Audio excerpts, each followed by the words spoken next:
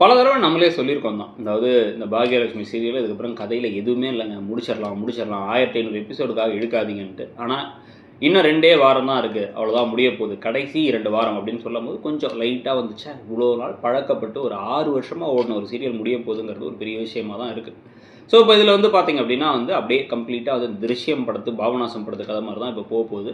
அதில வந்து பார்த்தீங்கன்னா, இப்ப தள்ளி விட்டதில நிதிஷ் நிஜமாவே இறந்துறாரு. அந்த பாண்டியன் ஸ்டோர்ஸ தான் குமரவேல தள்ளி விட்டுருப்பாங்க. அவர் இறந்திருக்க மாட்டார். அதே மாரி இங்க இருக்குமான்னு பார்த்தா, அவர் இறந்துட்டார். இவருடைய உயிர் போனதுனால, இப்ப என்ன பண்றது? ஏது பண்றது? அப்படின்னு சொல்லி யோசிச்சு பயந்துட்டே இனியா வீட்டுக்கு வந்துட்டு வீட்ல வந்து குமுறி குமுறி அழுதுட்டு இருக்காங்க. அழுது இப்ப அவங்க என்ன சொல்றாங்க அப்படின்னா வந்து, பேசாம நான் வந்து சரணடைஞ்சிட போறேங்கிறாங்க. அதெல்லாம் ஒண்ணும் தேவையில்ல. நீ தப்பே பண்ணல. நீ கிளம்பி போ அப்படின்னு சொல்லிட்டு இவங்க எல்லாத்தையும் வண்டி ஏத்தி கோபிய அனுப்பி விட்டுட்டோன்னே, கோபிய அரெஸ்ட் பண்ணிடுறாங்க. அடி அடின்னு அடிக்கிறாங்க. போலீஸ் எல்லாம் விட்டு அடிச்சு, உன் பொண்ணு எங்க? பொண்ண வர சொல்லு அப்படிங்கிறாங்க. ஒரு கட்டத்துக்கு மேல ஒரு இன்ஸ்பெக்டர் கிட்ட என்ன சொல்றாருன்னா, யோசிச்சு பார்த்து கிடைச்சா பொண்ண கண்டிப்பா ஜெயில்ல போட்டுருவாங்கன்னு தெரியும்.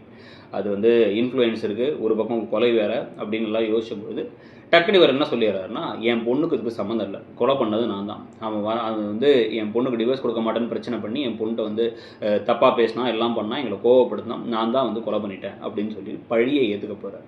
பழிய ஏத்துக்கிட்டதுக்கு அப்புறமா இந்த விஷயம் நியூஸ் பேப்பர்ல வரத பார்த்து இந்த பக்கம் வந்து பெரிய அதிர்ச்சியாக போறாங்க இனியா அண்ட் ஃபேமிலி எல்லாருமே. ஸோ இப்ப கோபிய வெளில கூட்டு வந்துருவாங்களா? இல்ல 15, 20 வருஷம் கழிச்சு அப்படின்னு காமிச்சு, இங்க வந்து ஒரு ஆயுள் தண்டனை முடிஞ்சு கோபி வர மாரி காமிக்க போறாங்களா? என்ன நடக்க போகுதுங்கிறது ஒரு பக்கம். இன்னொரு பக்கம் பாக்கியாவும், கோபியும் இதுக்கப்புறம் சேர்றதுக்குலாம் வாய்ப்பில்ல.